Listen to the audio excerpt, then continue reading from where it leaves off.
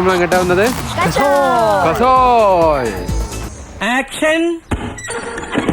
കളഞ്ഞ് അടിവാതിലും തുറന്ന് വന്നിരിക്കാണ് കടവാവില്. ഇതാണ് നമ്മൾ ഇന്നലെ കസോളിൽ നിന്ന ടെന്റ്. അങ്ങനെ ഇന്ന് രാവിലെ തന്നെ ട്രക്കിങ്ങിന് പോകണം. ചെലാൽ വില്ലേജിക്കാണ് പോണത്. 3 മണിക്കൂറിനടുത്തോളം ടോട്ടൽ ട്രക്കിംഗ് ഉണ്ട്. അങ്ങനെ ട്രക്കിംഗ് തുടങ്ങി ഏതൊക്കെ കാട്ടിക്കൂടിയ. അമ്മാവൻജി ഇതിലെ കേരളത്തിലുള്ള വഴി അറിയോ? മൈത്തിനായി ഇങ്ങനെ എവിടെങ്കിലും ഏതെങ്കിലും ഒരു വഴി എങ്ങനെങ്കിലും പോകാനുള്ള. நான் ரெடின்னு சொன்ன உடனே எந்த டைரக்ஷன்ல வேணாலும் என்ன அட்டாக் பண்ணுங்க. அதை எப்படி தடுக்கிறீங்கற மட்டும் வாட்ச் பண்ணுங்க. ரெடி.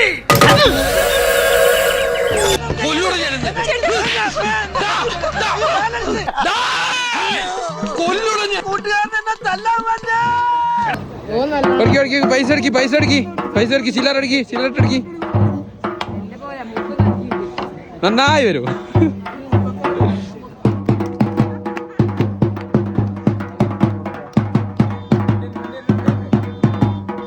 വരുന്ന വഴി ചാണം ചവിട്ടിയതാ. അയ്യേ പോയി കഴിട്ടോടോ. ചാണകം എന്റേതല്ല, ഇവിടുത്തെ കുതിരയുടേതാണ്. ആരുടെ ആണെങ്കിലും കഴിയണം. റെഡിയായോ? ഒന്നുകൂടി അഭിനയിക്കും. ഒന്നുകൂടിയോ?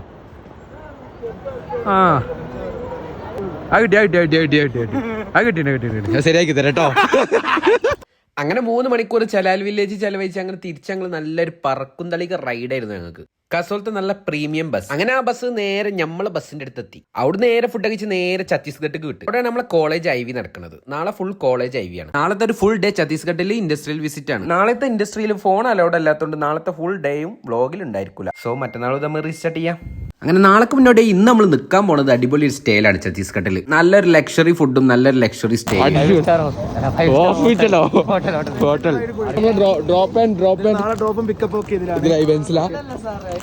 ഇതില്ലേ 5 സ്റ്റാർ സെറ്റപ്പ് അല്ലേ? എത്ര സെറ്റപ്പ്? 7 സ്റ്റാറാ? 10 സ്റ്റാർ. ബീഫ് വെന്താലും സാധന. അപ്പൊ ഇനി ബാക്കി നാളെ കാണാം. ബൈ.